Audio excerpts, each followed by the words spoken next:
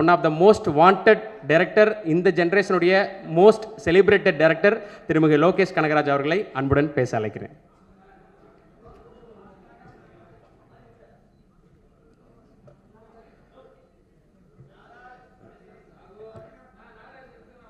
எல்லாருக்கும் வணக்கம்.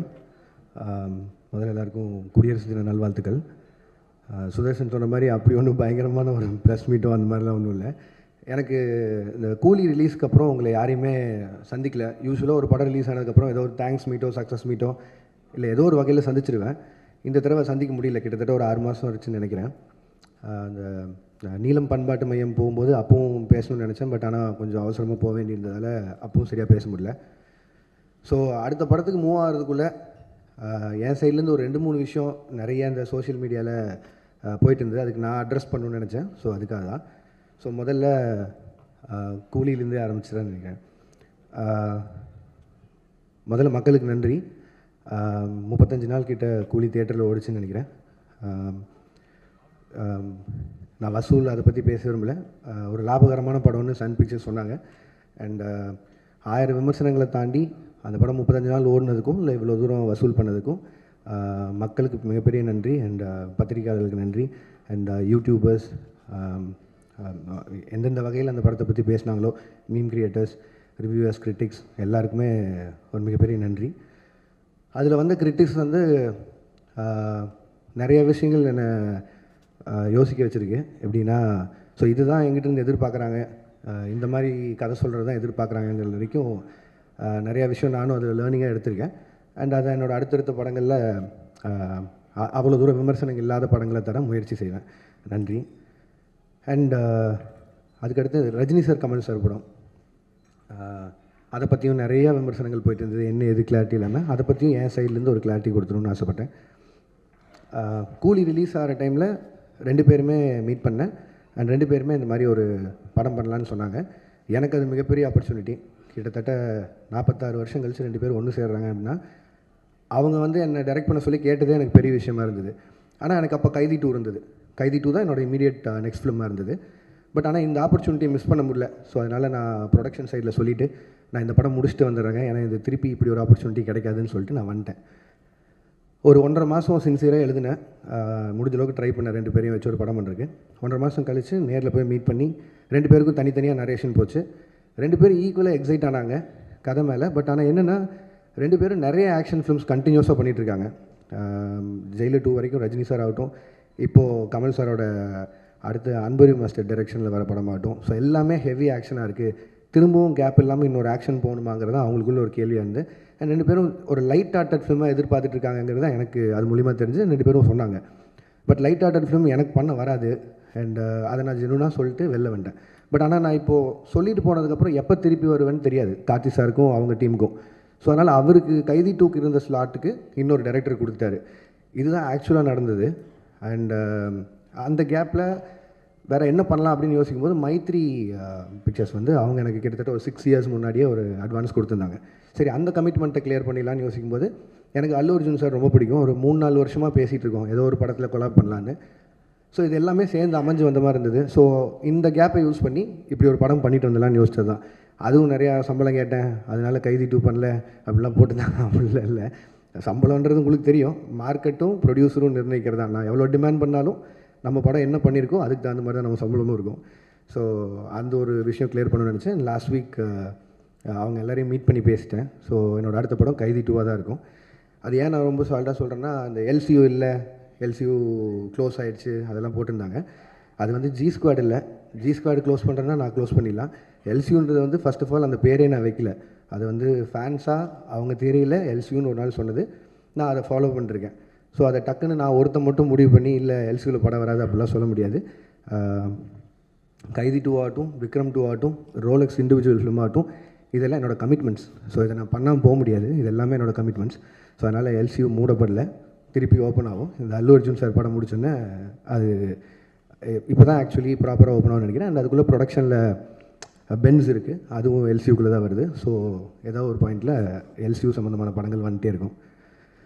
அண்ட் இதுதான் மொத்த clarity. And Aamir Khan sir படத்தை பற்றியும் சொன்னாங்க. ஆமீர் கான் சாரும் நானும் ஒரு படம் பண்ணுறதா இருந்து இப்பவும் பேசிட்டு தான் இருக்கோம்.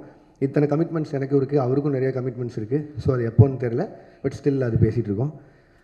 அண்ட் அவ்வளோ தான். இதுதான் நான் மேஜராக அட்ரஸ் பண்ணணும்னு நினச்சேன். ஏன்னா இதுக்கு நான் ஒரு பாயிண்டில் பதில் சொல்லி ஆகணுன்ட்டே இருந்தது. ஏன்னா ஒரு சைடு 2 சைடில் எல்லா பக்கமும் பேசிட்டே இருக்காங்க. ஸோ என்னோடய சைட்லேருந்து ஒரு கிளாரிட்டி கொடுத்துட்டு நான் அடுத்த படத்துக்கு மூவ் ஆகணுன்ட்டு இருந்தது.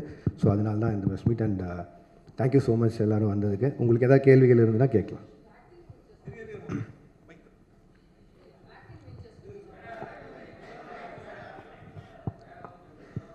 வாழ்த்துக்கள். Thanks ma'am. ஆக்டிங் வெஞ்சர்ஸ் பற்றி பேசவே இல்லையே. அதான் மேம் இப்போ தான் ஆரம்பிச்சிருக்கு, ஒரு 2 ஸ்கெடியூல் முடிஞ்சிருக்கு.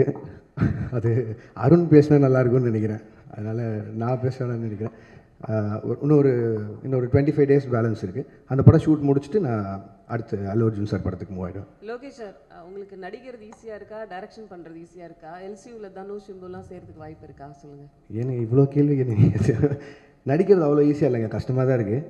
எனக்கு தெரிஞ்சு அதான் நான் புதுசாக எதாவது கற்றுக்கணும், சும்மா இருக்க டைம் இப்படி எதாவது செலவு பண்ணணும்னு சொல்லி பார்த்தது தான். அண்ட் அருணுக்கு எனக்கு கம்ஃபர்ட் இருந்தது, ஃப்ரெண்டு வேறு.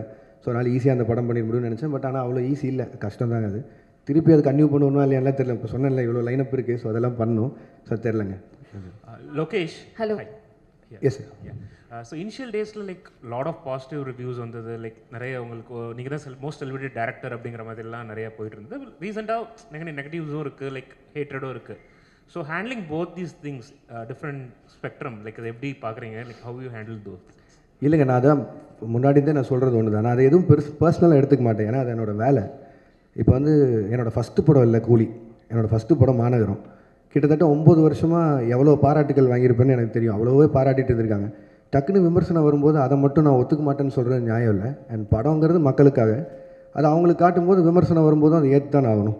ஸோ அதனால் அதை நான் ஸ்பிட் பண்ணி பார்க்கல. அண்ட் ரெண்டாவது அதை நான் பர்சனலாக எடுத்துக்கல, அது ப்ரொஃபஷனாக மட்டும் வச்சுக்கலான் இருக்கேன். ஸோ அதனால் success and average and going back அது உண்மை தானே, எல்லாருக்குமே நடக்கிறது தானே. ஸோ அதனால் நான் பெருசாக எடுத்துக்கல. Thank you. Hello, hi sir. Bhuvanish from the Hindu. You have a very loyal and passionate fan base, sir. அவங்க உங்களுக்கு கிரிட்டிசைஸ் பண்ணுறப்போ கூட it comes from a place of emotional investment that they have had over the years. இவ்வளோ படங்கள் பண்ணதுக்கப்புறம் how do you now define the relationship that you have with your audience? இல்லைங்க, அவங்க ஜெனுவனாக பேசுகிறதுல it is not just criticism, but அதில் ஏதோ ஒரு அக்கறை இருக்குதுன்னு நான் பார்க்குறேன். இப்போ நான் எக்ஸாம்பிளாக தான் சொல்கிறேன். ஒரு 10 ஃப்ரெண்ட்ஸ் இருக்காங்கன்னு வைங்களேன், அதில் எல்லாமே சரின்னு சொல்லிட்டு யாரோ ஒருத்தர் மட்டும் இல்லைடா நீ செய்கிறது தப்புன்னா அவன் உண்மையிலேயே ஃப்ரெண்டுன்னு நினைக்கிறேன். அந்த லாயல் பேஸ் ஆஃப் ஃபேன்ஸ் தான் இருக்காங்க நான் நினைக்கிறேன். ஸோ அதனால் I'm very happy about them. Sir Akshay from the new Indian express. நீங்கள் ஒரு ஃபியூ இயர்ஸ்க்கு முன்னாடி வந்து சொல்லியிருந்தீங்க, இந்த மாதிரி எனக்கு ப்ராஜெக்ட்ஸுக்கு நடுவில் வந்து கொஞ்சம் ஸ்பேசிங் பண்ணணும், so that I can write அப்படின்ற மாதிரி சொல்லிட்டு. இப்போது நீங்கள் அடிஷ்னலாக வந்து ஆக்டிங்கும் பண்ணுறீங்க. So doesn't that defeat the purpose? இல்லைங்க, அப்படி பார்த்தா I can take lot of breaks. But பிரச்சனை என்னென்னா, இப்போ சொன்ன அந்த கமிட்மெண்ட்ஸ் எல்லாம் இருக்குல்ல, இது எல்லாமே ஒரு டைம் லைனில் இப்படி போகும்னு நினச்சி பண்ணுறோம். அது நடக்காமல் போகும்போது நம்மளுக்காக வெயிட் பண்ணுற ஹீரோஸ் இருக்காங்க, நமக்காக வெயிட் பண்ணுற ப்ரொடியூசர்ஸ் ஆகிடுறாங்க. ஸோ அதில் நிறைய அவங்களோட ஃபண்ட்ஸ் இன்வால்வ் ஆகுது. ஸோ என்னோடய பிரேக்ஸ் வந்து அதில் அப்படி ஆகாது. அண்ட் இது நான் மெயினாக பண்ணணும்னு நினச்சது காரணம் என்னென்னா, ஆஃப்டர் கூலி ஐ நோ ஐ டேக் ஒரு 7-8 months பிரேக்குன்னு சொல்லி. ஸோ அந்த கேப்பில் ஒன்று பண்ணலான்னு யோசிக்கும் போது தான். அண்ட் அருண் எக்ஸ்பிளைன் பண்ணும்போதும் இந்த ஃபிலிமுக்கு ஒரு 60 days போதும் அப்படிங்கிற மாதிரி இருந்தது. ஸோ அதனால் என்னால் ஈஸியாக பண்ணிட முடியும். எதிர் வேறு எங்கேயாவது ஒரு வெக்கேஷன் போகிறதுக்கு பதிலாக இதில் போனால் கொஞ்சம் அப்சர்வ் பண்ணலாம், கற்றுக்கலாங்கிற ஒரு பாயிண்ட் தான். பட் இப்போ நம்ம ஏற்கனவே எழுதி வச்சுருந்த கதைனா அவ்வளோ ஒர்க் பண்ண தேவையில்லை. ஐ மீன் இப்போதைக்கு அதை எவ்வளோ தூரம் கான்டெம்பரரி அடாப்ட் பண்ண முடியுமோ அதுக்கு மட்டும் பண்ணிட்டு போயிடலாம். புதுசாக போய் ஃப்ரெஷ்ஷாக ஒரு கதை எழுதணுன்னா பிரச்சனை தான். ஸோ இந்த வயசில் ஓடி பார்த்தலாங்க தான். Lokesh sir. Yes ma'am. Yeah, Abhirami from Dinamalar. Hi ma'am. First of all, thanks and appreciation for this clarification. ஏன்னா இந்த கிளாரிஃபிகேஷன் இல்லாமல் நிறைய உங்களை பற்றி போயிட்டே இருந்தது. Welcome ma'am. Thank you so much for that. இப்போ நீங்கள் ஆக்டிங்கில் மறுபடியும் இது டிரெக்ஷன் ஆக்டிங்க்கு வந்திருக்கீங்க. To you have any idea to extend this acting? ஏன்னா இப்போ 2 ஸ்கெடியூல் முடிச்சிருக்கேன்னு சொல்லியிருக்கீங்க. ஸோ திரும்ப ஆக்ஷன் பண்ணலாமா, நடிக்கலாமா, இல்லை நீங்கள் டைரக்ஷனுக்கே திரும்பி போயிடலாம் அப்படின்னு முடிவு? இல்லை மேம், இது திரும்பி போகிறக்கான விஷயமே இல்லை. இடையில ஸ்கூலில் லீவ் விட்ட மாதிரி தான். அந்த கேப்பில் ஓடி போய் நடிச்சுட்டு வந்துட்டேன். பட் ஆனால் என் ப்ரொஃபஷன் டைரக்ஷன் தான் மேம். நான் அதில் தான் இருக்க போகிறேன். இதே மாதிரி திருப்பி ஒரு 6 மாதம் படங்களுக்கு நடுவில் கேப் வந்து ஒரு சின்னதாக யாராவது ஒரு கதை எடுத்தால் நடிக்கலாமா. பட் இப்போதைக்கு அந்த எண்ணெல்லாம் இல்லைங்க. அருண் படம் முடிச்சுட்டு டைரக்ஷன் போகும். Thank you ma'am. சார் அல்லு அர்ஜுன் படம் இரும்பு கை மாயாவியா? Yes sir. இரும்பு கை மாயாவி அந்த கதை தான் நான் அல்லு அர்ஜுன் பண்ணுறேன். இல்லை சார், அது வந்து இப்போ தான் அனௌன்ஸே பண்ணியிருக்காங்க சார் அந்த படத்தை பற்றி. ரெண்டாவது அவங்க ப்ரொடியூசர் சார்பாக அவங்க சைட்லேருந்து வர அனௌன்ஸ்மெண்ட் வர வரைக்கும் மட்டும் வைக்கலாம். இப்போதைக்கு ஒரு படம் பண்ணுறோம் சார். லோகேஷ் சார் இங்கே. Yes sir. சார், அதாவது கூலி படம் ரிலீஸ்க்கு முன்னால் நீங்கள் சில இன்டர்வியூஸ்லாம் கொடுத்தீங்க. அதை வந்து ஆடியன்ஸ் பாயிண்ட் ஆஃப் வியூவில் வந்து அது ஒரு எக்ஸாஜரேஷன்னு நினச்சிட்டு அதை பற்றி சோஷியல் மீடியாவில் வந்து உங்களை பற்றி நெகட்டிவிட்டியோடு பேச ஆரம்பித்தாங்களான்ற மாதிரி தான் தோணுது. அது உண்மையிலே என்ன தான் நடந்துச்சு சார்? நீங்கள் சொன்னது என்ன, செஞ்சது என்ன, மக்கள் மத்தியில் எப்படி போய் சேர்ந்துச்சு சார்? இப்போ நான் சொன்னாலும் திருப்பி அதான் நடக்க போகுது சார். நான் வந்து ஒரு படத்தோட கலெக்ஷனை பேஸ் பண்ணி ஒரு படம் பண்ண முடியாதுங்கிறது அது என்னோட ஐடியாலஜி. சினிமாவை நான் 1000 கோடி சம்பாரிச்சு காட்டுறேன்னு ஒரு படம் எழுதவே முடியாது.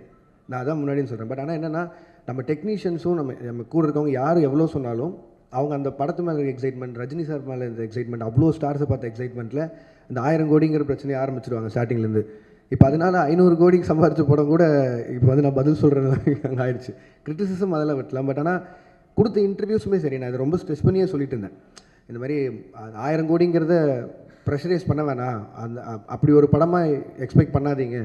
ஒரு commercial film Rajini sir enjoy பண்ணுற மாதிரி ஒரு படம் இருக்கும் தான் நான் முன்னாடி இந்த எல்லா இன்டர்வியூலையும் சொன்னேன்.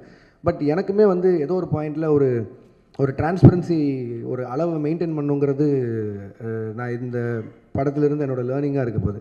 ஏன்னா எவ்வளோ பேசினா போதும். ஏன்னா நான் ரொம்ப கனெக்ட் ஆகி நிறையா ஃப்ரெண்ட்ஸோடு உட்காந்து பேசுகிற மாதிரி பேசிடுறேன். அது வந்து ரொம்ப எக்ஸாஜரேட் ஆன மாதிரி ஆகிடுது. ஸோ படம் ரிலீஸ்க்கு அப்புறம் அதுவே எனக்கு பேக் ஃபயர் ஆகிற மாதிரி ஆகிடுது. ஸோ நான் இதுக்கு மேலே வரும்போது கொஞ்சம் டிரான்ஸ்பரன்சி மெயின்டைன் பண்ணிக்கணும்னு நினைக்கிறேன். சார், இதோட கண்டினியூஷனாக நான் கேட்குறேன். It is not only because of you. நீங்கள் ஒருத்தர் கொஸ்டினில் நிறைய செலிபிரிட்டிஸ்க்கு வந்து இந்த ஐடி விங் ஆட்டம் வச்சுருக்காங்க sir. They have a social media team ஆட்டம்.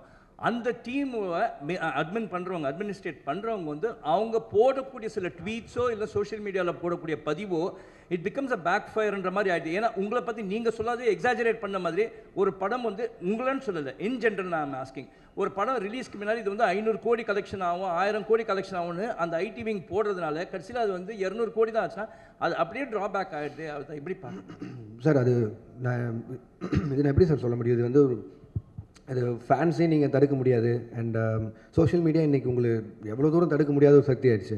அது நீங்கள் ரிவ்யூஸோ எதுவுமே எல்லாமே அவங்கவுங்களோட எண்ணம். அவங்க காசு கொடுக்குறாங்க, படம் பார்க்குறாங்க, எண்ணம் அதை பற்றி போடுறாங்க. அவங்களுக்கு இருக்கிற ஒரு படத்து மேலே இருக்க எக்ஸைட்மெண்ட்டை வச்சு போகிறாங்க. அவங்களுக்கு அந்த எக்ஸைட்மெண்ட் குறைஞ்சிருச்சுன்னா எங்களுக்கு இங்கே வேலையே இல்லை. ஸோ அதனால் அவங்க எக்ஸைட்டடாக இருக்கிறத நம்ம தப்புன்னு சொல்ல முடியாது. அட் த சேம் டைம் இது நீங்கள் சொன்ன மாதிரி இந்த ஐடி விங் வச்சு பேசி எனக்கு அதில் எப்படி நம்பிக்கை இல்லைன்னா, இல்லை எனக்கு புரியுது சார், எனக்கு புரியுது சார். ஒரு படம் நல்லா இருந்ததுன்னா யாருமே தடுக்க முடியாதுன்னு நான் நினைக்கிறேன். நான் அதை ரொம்பவும் நம்புகிறேன்.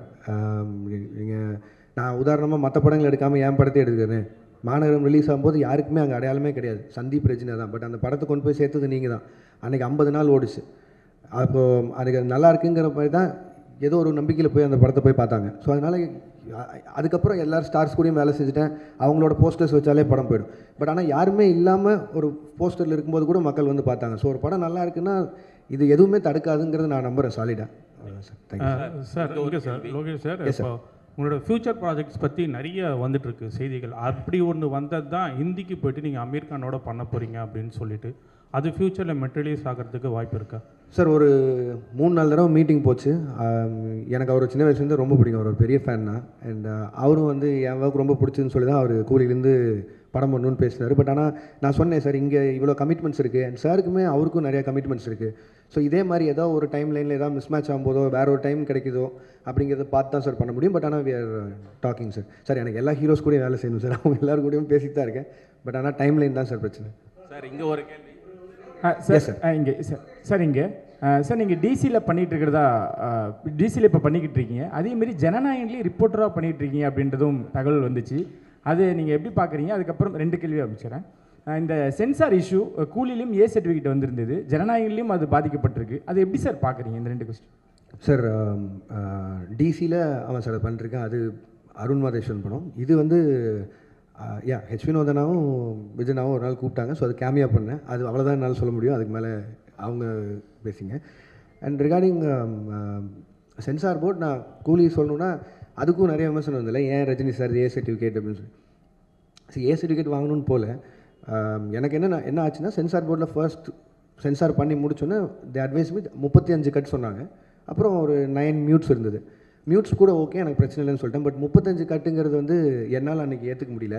இப்போ படம் ரிலீஸ் ஆனதுக்கப்புறம் ஆல்ரெடி நிறைய இடங்கள் புரியலன்னு சொல்லி சொல்கிறாங்க. மேபி அது ஐல் டேக் த ப்ளேம். நிறைய இடத்துல நான் புரிய வச்சுருக்கணும். பட் ஆனால் அதையும் மீறி 35 கட் அப்படின்னா அது படமாகவே இருந்திருக்காது. இன்னும் நீங்கள் வந்து ஒரு ஒரு ஒரு ஒரு கம்ப்ளீட்டட் ஃபிலிம் வித் ஏ சர்டிஃபிகேட்டா இல்லை ஒரு இன்கம்ப்ளீட் ஃபிலிம் வித் யூபிஏ சர்டிஃபிகேட்டாங்கிற மாதிரி தான் இருந்தது. அண்ட் இமீடியட்டாக அது நான் ஒருத்தர் எடுக்க முடியிற கால் இல்லை. ஏன்னா அது எத்தனை கோடி இன்வெஸ்ட் பண்ணியிருக்காங்கன்னு உங்களுக்கு தெரியும். ஸோ நான் ப்ரொடியூசர்கிட்டையும் பேசினேன், ரஜினி சார்கிட்டையும் பேசினேன். அண்ட் எல்லோரும் பேசி முடிவு பண்ணி வி அப்ளைட் ஃபார் ரீசென்சார். உடனே ரீசென்சார் அப்ளை பண்ணோம். ரீசென்சாரில் அடுத்த பேனல் பார்த்துட்டு திருப்பியும் அதே 35 கட் அட்வைஸ் பண்ணாங்க. பட் அட்வைஸ் பண்ணுறதை தாண்டி ரீசென்சாரில் எனக்கு சொன்னது என்னென்னா தீமேட்டிக்காகவே இது அதாவது பிணங்களை எரிக்கிறதும் இந்த மாதிரி பண்ணுறதுங்கிறதும் தீமேட்டிக்காகவே எனக்கு இந்த மாதிரி பண்ணணும். அண்ட் எங்களுக்கான ரிலீஸ் டைம் இருக்குது. அண்ட் எனக்கு அந்த படத்தை எந்தையுமே விஷுவலாக கட் பண்ணிட வேணாம். இது எல்லாத்தையும் மனசில் வச்சுட்டு ரஜினி சாரோட அட்வைஸை எடுத்துகிட்டு அண்ட் தென் வி டிசைடட். ஏன்னா ஒரு ஏ சர்டிஃபிகேட் வந்ததுனால மட்டுமே ஒரு 40-50 கோடி வருமானத்தில் லாஸ் இருக்க மாதிரி இருக்கும். பட் ஆனால் அது சன் பிக்சர்ஸ் எனக்கு கொடுத்த ஃப்ரீடம், ரஜினி சார் எனக்கு கொடுத்த ஃப்ரீடம், லோகேஷ் உங்கள் காலாக இருக்கட்டும், உங்களுக்கு என்ன தோணுதோ பண்ணுங்கன்னு. நான் ஒரு கம்ப்ளீட் ஃபிலிமாக இருக்கணும்னு சொல்லி தான் ஏ சர்டிஃபிகேட் கொடுத்துக்கிட்டது. இல்லைனா ஆப்வியஸாக இன்னும் கொஞ்சம் அதிகமாக சம்பாதிக்க போகுதுன்னா நான் வேணான்னு தான் சொல்லியிருப்பேன். பட் இதுதான் ஆக்சுவலி நடந்தது. அண்ட் ரிகார்டிங் ஜனநாயகன் எனக்கு நீங்கள் வினோதனாக தான் கேட்கணும். நான் சென்சாருக்குள்ளே போகல, அதனால் நான் சொல்ல முடியாது. Thank you sir. எங்கள் கேள்வி, ஒரு இயக்குனராக இருந்து நடிகர்களை இயக்குனதுக்கும் இப்போ நீங்களே வந்து ஒரு நடிகராக மாறினதுக்கும் என்ன வித்தியாசம் தெரியுது? இப்போ உங்களுக்கு வந்து நடிகராக இருக்கிறது சுகமாக இருக்கா? இப்போ தான் உங்கள்கிட்ட நாங்கள் சொன்னேன். ஆனால் உங்களுக்கு தம்ப்நெயில் வேணும். சுகமாலாம் இல்லை, நான் நல்லா இல்லை, கொஞ்சம் கஷ்டமாக தான் இருக்குது. டைரக்ஷன் நமக்கு தெரிஞ்ச வேலை செய்கிறதுக்கும் தெரியாத வேலை செய்கிறதுக்கு வித்தியாசம் தான். சார் மீனாட்சி சுந்தரம், உங்கள் படங்களில் நிறைய வன்முறை இருக்குது, வெட்டு குத்து ரத்தம் குரூரெல்லாம் இருக்குது. இது வந்து சமூகத்துக்கு நல்லது இல்லை. லோகேஷ் கனகராஜ் ஒரு மனநல டாக்டர் கூட பார்க்கணும் அளவுக்கு உச்சமாக கமெண்ட் வந்தது. அதை பற்றி என்ன நினைக்கிங்க? ஒன்று. ரெண்டாவது, ஜனநாயகன் நீங்கள் மலேசியாலாம் போய் விஜய் சாருக்கு நிறைய சப்போர்ட் பண்ணீங்க, சினிமா வாழ்க்கைக்கு அண்ணன் நீங்கள். அடுத்து இந்த ஏப்ரல் மே பிரச்சாரத்துக்காக போவீங்களா? அந்த வகையிலையும் சப்போர்ட் இருக்குமா? காலையில் நேரம் ஏன்னா சொல்லிடுறேன். இல்லை, நான் அந்த வன்முறை இது வந்து ஆனால் இப்போ நான் வந்து ஒரு சினிமா டைரக்டர் ஆகணும்னு நினச்சி வரும்போது நான் சின்ன வயசுலேருந்து என்ன படங்கள் பார்த்து வந்தனோ நான் ஒரு ஆக்ஷன் ஃபிலிம் டைரக்டர் ஆகணும்னு தான் வந்தேன். நான் தேவர் மகன் விருமாண்டியெல்லாம் பார்த்து தான் வந்தேன். நான் மனநல மருத்துவமனைக்கெலாம் போகல, நான் டைரக்டர் ஆகணும்னு முடிவு பண்ணி தான் இங்கே வந்தேன். அண்ட் இப்போ அதையும் தாண்டி இப்போது கில்பில் ஆகட்டும், வெளிநாட்டு படங்கள் பார்த்தா அதுக்கும் ஆஸ்கர்லாம் கிடைக்குது, அதாவது ஆக்ஷன் படங்களுக்கு. ஸோ இப்போ நம்ம இந்த இந்த இந்த ஜென்ரேஷனில் இருக்கவங்க எல்லாருமே கம்பேர் பண்ணுறதே வந்து கேம் ஆஃப் த்ரோன்ஸ் பார்க்குறாங்க, பிரேக்கிங் பேட், டெக்ஸ்டர் எல்லாத்தையும் பார்த்துறாங்க. நான் சொல்ல இதுவே 10 வருஷம் ஆயிடுச்சு இதெல்லாம் வந்து. அப்போ என்னென்னா அவங்க ஆன் பார் நாங்கள் பார்க்குற இந்த வெப் சீரிஸ் அளவுக்கு இருக்கா அப்படிங்கிறதா கம்பேரிசன் வைக்கிறாங்க. அதுக்காக வைலன்ஸ் பண்ணி ஒரு படத்தை பண்ணுறது மட்டும்தான் ஹாலிவுட் லெவலுக்கு கம்பேர் பண்ணுறது நான் சொல்ல, அதையும் காரணமாக வைக்கிறாங்க. ஒரு 2.5 மணி நேரம் நீங்கள் தேட்டருக்குள்ளே வந்ததுக்கு நான் உங்களை என்கேஜாக வச்சுக்கணும்னு நினைக்கிறதே எனக்கு அவ்வளோ பெரிய சேலஞ்சாக இருக்குது. இதில் இந்த சோ கால்டு வயலன்ஸ்னே நான் வயலன்ஸ்னே சொல்ல விரும்புகிறேன். அது ஒரு ஆக்ஷன் படம். எப்படி ஜாக்கி சானை பார்த்தோம், எப்படி ப்ரூஸ்லி பார்த்தோம், அர்னால்டை பார்த்தோம், அப்படிலாம் பார்த்து தான் வந்தோம். அதுக்கப்புறமா ரஜினி சார் பார்த்தோம், நம்ம ஊர்லேயே கமல் சார் பார்த்தோம், எல்லா ஆக்ஷனும் விஜயகாந்த் சாரோட ஒன்று தேட்டரில் விடாமல் பார்த்தோம். இதெல்லாம் தான் ஒரு ஆக்ஷன் டைரக்டர் ஆகணும்னு மாற்றுறது. இது எப்படின்னா, இதை இப்போது வந்து ஏதோ ஒரு பக்கம் பார்த்துட்டு இந்த மாதிரி நீங்கள் சொன்ன மாதிரி இன்ஃப்ளூயன்ஸாக இப்படி பண்ணுறாங்க அப்படின்னா அது அவ்வளோ ஈஸியாக அப்படி சொல்லிட்டு கடந்து போகிற விஷயம் இல்லைல்லண்ணே. ஒரு தப்பு நடக்குது, அதுக்கு இந்த டேரக்டரோட படம் தான் காரணம்னு சொல்லிட்டா அது அவ்வளோ ஈஸி இல்லைல்லண்ணே. இப்போ எனக்கு ஒரு பொறுப்பு இருக்கணும்னு சொல்கிறீங்களே, இருக்குது, சமூக பொறுப்பு இருக்குது, ஓகே, நான் வயலன்ஸ் கம்மியாக, பார்க்குறவங்களுக்கும் அந்த பொறுப்பு இருக்கணும் இல்லைண்ணே. அப்புறம் எதுக்குன்னு படிக்கிறோம், எதுக்கு இத்தனை பேர் அப்பா அம்மா வளர்த்து எவ்வளோ பேர்கிட்ட அட்வைஸ் கேட்குறோம், எல்லாருமே இருக்குல்ல. ஸோ அது ஈஸியாக கடந்து போகிற விஷயமே இல்லைன்றேன். அதையும் மீறி உங்களை ஒரு சினிமா ஒரு 2.5 மணி நேரம் பொழுதுபோக்கு படம் உங்களை மாற்றுதுன்னா மனசார நம்ம எவ்வளோ வீக்காக இருக்கும். அப்போ நாளைக்கு எதில் வேணாலும் இன்ஃப்ளூயன்ஸ் ஆகும்ல, அது நம்ம தானே, நம்ம கையில் தானே இருக்குது. அது காரணம் காட்டிடக்கூடாதுன்னு சொல்கிறேன். 2 சைடும் பொறுப்பாக இருக்கணும்னு தான் நான் சொல்கிறேன். லோகேஷ் பிரச்சாரம் தானே இல்லைண்ணே, அரசியலுக்கு எனக்கு என்னென்ன சம்பந்தம்? அண்ணா இப்போ தேவதாஸ் படம் பண்ணுறீங்க, தேவதாஸில் இந்த கெட்டப் தானா? ஏன்னா தேவதாஸ்னாவே தாடி வச்சுன்னு தான் வரணுமா? அதில் லோகேஷ் கனகராஜ் வந்து அது மாதிரி மென்ஷன் பண்ணுறாங்களா? அதுக்கப்புறம் வந்து நீங்கள் நடிக்க போகிறேன்னு சொன்ன பிறகு எந்தெந்த ஆக்டர் வந்து உங்களை வந்து நடிக்காத நீ டைரக்டே பண்ணுன்னு சொன்னாங்க? ரஜினி சார், கமல் சார் என்ன சொன்னாங்க? இல்லைண்ணே, இந்த ஃபஸ்ட்டுக்கு லைன் ஆஃப் கேள்விக்கு வந்து அருண் தான் பதில் சொல்லணும். தேவதாஸ் தாடி வச்சுருக்கணுமா வச்சுருக்கூடாதா அதெல்லாமே அவன் தான் பதில் சொல்லணும். இது வந்து அவன் இப்படி வர சொன்னான், அதனால் நான் இப்படி நடிச்சிட்ருக்கேன், அவள் தான் என்னால் பதில் சொல்ல முடியும்.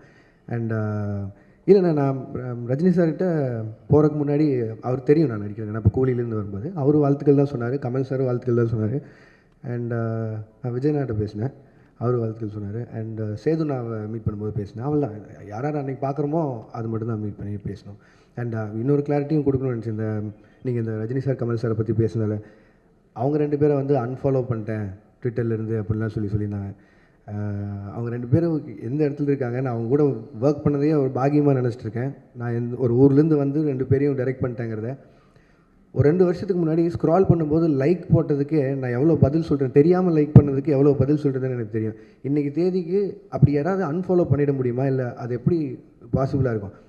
அது ஏன் நான் சொல்கிறேன்னா, இப்போ எங்கள் அம்மாக்கெல்லாம் வந்து ட்விட்டர்னு என்னென்னு தெரியாது, ஃபாலோ அன்ஃபாலோன்னு என்னென்னு தெரியாது. ஆனால் அவங்க எனக்கு ஃபோன் பண்ணி ஏன்டா Kamal sorry Rajini sorry unfollow பண்ணுறேன்னு கேட்குறாங்க. ஏன்னா நான் சொல்கிறது கூட நம்ப மாட்டாங்க, நீங்கள் சொல்கிறது தான் நம்புகிறாங்க. அதனால தான் நான் சொல்லிட்டுருக்கேன். அந்த மாதிரி அன்ஃபாலோ பண்ணுறதோ அப்படி எதுவும் இல்லை. அதையும் மீறி இந்த மாதிரி ஏதாவது சென்சிட்டிவான விஷயம் இருந்ததுன்னா என் சைட்லேயோ இல்லை என் டீம் சைட்லேயோ யாராவது கிட்ட கேட்டு கொஞ்சம் எழுதுனீங்கன்னா பேசுனீங்கன்னா நல்லாயிருக்கும்னு நினைக்கிறேன். அதை வேண்டுகோளாக வச்சுக்கிறேன். மலேசியா போனதுக்கப்புறம் இங்கே தானே மலேசியா போனதுக்கப்புறம் உங்கள் டிவிக்கு அந்த விஜய் ரசிகர்லாம் உங்க வச்சு கொண்டாடுறாங்க, ஏன் கொண்டாடுறாங்கன்னு யோசிச்சு பார்த்தீங்களா? இல்லை புரியல, என்ன சொல்லுங்க.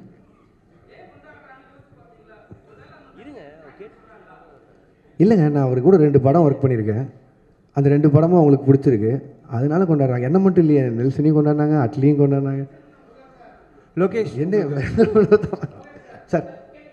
லோகேஷ் ஒரு நிமிஷம் சார். எது சார் புரியல? ஒரே நிமிஷம். இல்லை சார், அப்படியெல்லாம் எதுவும் நடக்கல சார். இல்லை லோகேஷ் ஒரே யா நீங்கள் அல்லு அர்ஜுனை வச்சு அட்லியும் பண்ணுறாரு, அல்லு அர்ஜுனை வச்சு இப்போ நீங்கள் லோகேஷ் கனகராஜும் பண்ண போகிறாரு. ஸோ 2 பேருக்கும் உள்ள அந்த காம்பினேஷனில் ஒரு ஹெல்த்தியான ஒரு காம்படிஷன் இருக்குமா? யார் பெஸ்ட்டாக பண்ணுறது அல்லது யார் படத்தை பீட் பண்ணுறது அப்படின்னு சொல்லிட்டு? இல்லைங்க, 2 பேருமே எங்களோட அடையாளம் தமிழ் இண்டஸ்ட்ரி. ஸோ முடிஞ்ச அளவுக்கு இங்கே இருக்கிற இண்டஸ்ட்ரியை எவ்வளோ தூரம் மேலே கொண்டு போகிறோங்கிறது ஐடியா. அது அட்லீஸ்ட் சைடில் அவர் ட்ரை பண்ணுறாரு, என் சைடில் நான் ட்ரை பண்ணுறேன். 2 பேரும் ஃப்ரெண்ட்ஸ் தான். ஸோ அதனால் யார் படம் ஜெயிச்சாலும் அதிகமாக சம்பாதிச்சாலும் சந்தோஷம் தான். ஸோ தமிழ் இண்டஸ்ட்ரியிலேருந்து தானே போகுது. 2 பேருக்குமே லோகேஷ் உங்களுக்கு ஸோ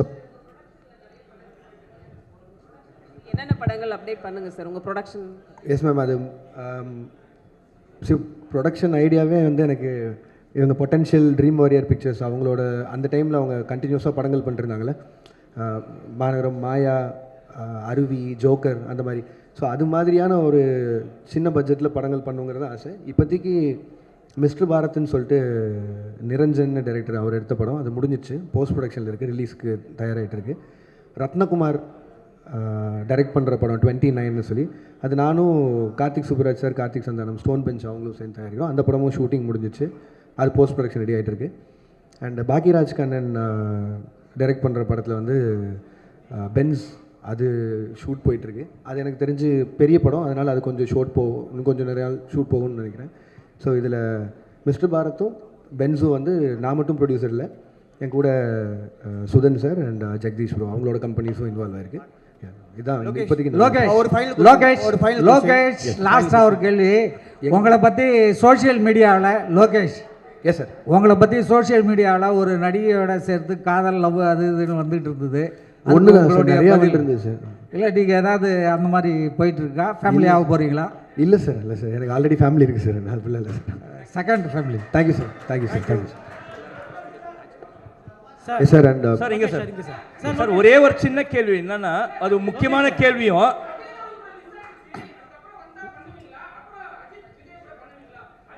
என்னங்க ஏங்க பண்ண மாட்டேன்னு சொல்ல போகிறேன், பண்ணதாங்க போகிறேன். லோகேஷ் ப்ரோ இல்லைங்க, அது மிஸ் ஆகிறது தாண்டியில் என்னால் அப்படி இல்லை. ஒரு அவங்க நான் ஆக்ஷன் படம் பண்ணணும்னு நினச்சேன், பட் ஆனால் அவங்க ஒரு லைட் ஹார்ட்டட் படம் கேட்டாங்க, என்னால் பண்ண முடியல. அது அந்த டைமில் இல்லை, கண்டிப்பாக வேறு யாராவது பண்ணுவாங்கன்னு நினைக்கிறேன். லோகேஷ் ப்ரோ மக்கள் மத்தியில் பேசப்படுற ஒரே ஒரு விஷயம் என்னன்னா, எஸ் சார், இப்போ சமீப காலமாக வரக்கூடிய படங்களில் இருக்க இயக்குனர்கள் இன்க்ளூடிங் லோகேஷ் கனகராஜ் ஓட படங்களில் வந்து ட்ரக் அப்யூஸ் நிறைய இருக்குது, போதை கலாச்சாரத்துக்கு முக்கியத்துவம் கொடுக்கறதா சொல்லி பரவலான பேச்சு சார். இது நிறைய டாக்டர்ஸ் பேசியிருக்காங்க, அதை பற்றி மக்கள் நிறைய பேர் சொல்கிறாங்க. இதை பற்றி உங்களோட கருத்து என்ன? அதே மாதிரி இந்த மாதிரி ட்ரக் யூசேஜை வந்து படத்தில் வந்து பிக்சரைஸ் பண்ணுறது நல்லதா? அந்த சீன்ஸை வச்சு தான் படங்கள் ஓடுமா? ஓகே சார், நான் எனக்கு ஒரு 2 நிமிஷம் கொடுத்தீங்கன்னா நான் எக்ஸ்பிளைன் பண்ண ட்ரை பண்ணுறேன் சார். ஏன்னா இது ரொம்ப நாளாக அந்த அலிகேஷன் சொல்லிட்டு இருக்காங்க சார். நீங்கள் சொல்கிற பாயிண்ட் எனக்கு வேலிடாக புரிஞ்சிச்சு. அதுவும் இப்போது சொசைட்டியில் நடக்கிற எல்லா விஷயத்தையும் பார்த்தா அது இருக்க மாதிரி. பட் ஆனால் நல்லா நோட் பண்ணி பாருங்கள் சார், நான் பண்ண எல்லா படங்கள்லையுமே ட்ரக்கை வந்து இப்படி எடுத்துக்கிட்டால் இந்த மாதிரி ஆயிடலாம், சந்தோஷமாக இருக்கலாம் அப்படின்னு நான் சொல்கிறேன்னா எங்கேயுமே நான் சொல்ல சார். நான் கமர்ஷியல் படமே பண்ணாலும் அதில் நான் எனக்குன்னு ஒரு சொசைட்டி கன்சர்ன் இருக்குது சார். அதை மீறி நான் பண்ணதில்லை. நீங்கள் மாநகரம் எடுத்துட்டிங்கன்னா அதில் கடைசியில் அவர் சொல்லுவார், மனுஷங்கிறத செய்கிற தப்புக்கு ஊரை கொத்த சொல்லி எந்த தப்பும் இல்லைன்னு. கைதி எடுத்துட்டிங்கன்னா கார்த்தி சாரும் சரி, மரியம் ஜார்ஜ் சாரும் சரி, கடைசியில் இது எத்தனையும் எரிச்சு தாண்டா போவோம், இந்த நாயகனால தான் உருப்படாமல் போகுதுங்கிற ஒரு வார்த்தையை சொல்லி தான் அதை மொத்தம் எரிப்பாங்க. நீங்கள் மாஸ்டரில் எடுத்துட்டிங்கனாலும் நான் இதே தான் சொல்லியிருப்பேன். அது எப்படி 18 வயசு கீழே இந்த உனக்கு ஆகல நீ தேட்டருக்குள்ளே போகாதுன்னு சொல்கிற முடியுதோ, எப்படி வந்து சாராயமும் பீடியும் அவன் கையில் கிடைக்குதுன்னு. கமல் சாரை வச்சு இந்த ட்ரக் ஃப்ரீ சொசைட்டிக்கான மரியாதை என்ன, அது இப்படி ஆச்சுன்னா என்ன ஆகுங்கிறத அவங்க வச்சு சொல்லியிருக்கேன். இது என்னென்னா, எனக்கு கிடைச்ச ஹீரோஸ் மூலிமா எவ்வளோ தூரம் உறக்க இதை சொல்ல முடியுமோ அதை நான் சொல்லிகிட்டே தான் இருக்கேன். அதை நீங்கள் சொல்லணுன்னா ஒரு பாயிண்டில் இவ்வளோ ட்ரக்ஸ் இருக்குங்க. நான் கைதி படம் முடிக்கும்போது முதல்ல 900 கோடிக்கு ட்ரக்ஸ் மாட்டுமான்னு சொல்லியிருந்தாங்க. நான் ஷூட்டிங்கில் இருக்கும்போதே 20,000 கோடிக்கு ஒரு ஊரில் மாட்டுச்சு. ஸோ இது வந்து எதுவுமே நான் சொல்லி தரல. 20,000 கோடி நான் சொன்னது 900 கோடி தான் சொல்லியிருந்தேன். அப்படி பார்த்தாலும் கம்மி ரேஷியோவில் தான் சொல்லியிருந்தேன். இது இந்த சொசைட்டியே எவ்வளோ கஷ்டப்படுதுன்னு சொல்கிறேன் சார். இது மட்டும் இல்லை சார், என் சைடில் இதுக்கு நான் தான் பேசி ஆகணும். வெறுமனே இப்படி சொல்லிட்டு போயிடலாம், கமர்ஷியலாக வந்துட்டான் ட்ரக்ஸை வச்சு படம் பண்ணிட்டான் இல்லை சார். எவ்வளோ தூரம் சே நோ டு ட்ரக்ஸ் கேம்பெயினுக்கு நான் சப்போர்ட் பண்ணிகிட்டு இருக்கேன்னு எனக்கு தான் தெரியும். என் சைடில் அவ்வளோ கேம்பெயின்ஸ் நடந்துகிட்ருக்கு. ஒவ்வொரு காலேஜாக போய் இது ப்ரொபகண்டா மாதிரியே பண்ணிகிட்ருக்கேன். ஒரு 15,000 ஸ்டூடெண்ட்ஸை ட்ரக்ஸை தொட மாட்டேன்னு பிளட்ஜ் எடுக்க வச்சுருக்கேன். கோயம்புத்தூர் கமிஷனர்கிட்ட சே நோ டு ட்ரக்ஸ்ன்னு சொல்லி அந்த தலைப்பில் ஷார்ட் ஃபிலிம்ஸ் பண்ண வச்சு கோயம்புத்தூர் இருக்க எல்லா காலேஜையும் மொத்தமாக வச்சு ஒரு 60 ஷார்ட் ஃபிலிம்ஸ் வந்து அதில் யார் ஃபஸ்ட்டு வராங்களோ அவனை என் அசிஸ்டண்ட்டாக சேர்த்துறேன்னு சொல்லியிருக்கேன். அவன் தான் இப்போ என் அசிஸ்டண்ட். ஸோ இது எல்லாமே என் சைட்லேருந்து நான் பண்ணிகிட்டு இருக்கேன் சார். இது வெறும் ஜஸ்ட் ஒரு சினிமாக்காக பண்ணணும் இல்லை, இது சொல்லணுன்னு இருந்தது சொன்னேன். அண்ட் இப்போவும் நான் சொல்கிறேன், பெரிய ஹீரோஸை வச்சு சே நோ டு ட்ரக்ஸ்ன்னு சொல்கிறது அது ஒரு கன்சர்ன். அது நான் சொல்லி தான் ஆகணும்னு நினச்சிட்ருக்கேன். எஸ் சொல்ல நோ சொல்லியிருக்கேன். அதை எல்லோரும் உறக்க சொல்கிறாங்க, ஹீரோஸும் சேர்த்து. இந்த எல்சியூ உருவானதும் அதுதான். இதில் திட்டவட்டமாக கமல் சார் சொன்ன மாதிரி தான், ட்ரக்ஸை இந்த சொசைட்டிக்குள்ளே வேணான்னு தீவிரமாக எதுக்கிற தீவிரவாதின்னு அவர் சொல்லியிருப்பார்ல, அதை தான் நானும் கமர்ஷியல் ஃபார்மேட்டில் சொல்ல ட்ரை பண்ணுறேன். பட் ஆனால் நான் என்ன சொன்னாலும் நல்லதை கேட்கவே மாட்டோம், நான் கெட்டதை மட்டும்தான் பார்ப்போன்னு சொல்லியிருந்தா நானும் என்ன தான் சார் பண்ண முடியும். மேபி நான் பண்ணாமல் விட்டுறேன். அதனால பண்ணாமல் விட்டால் சொசைட்டி மாறிடும்னா அது குட் தான். நான் அது பண்ண போகிறது. Thank you sir. சார் இன்வைட் அழைச்சிட்டு எல்லோரும் வந்ததுக்கு ரொம்ப நன்றி sir. And with your wishes and blessings என்னோட அடுத்த படத்துக்கு மூவ் ஆகிறேன். Thank you sir. Thank you so much sir. Thank you sir.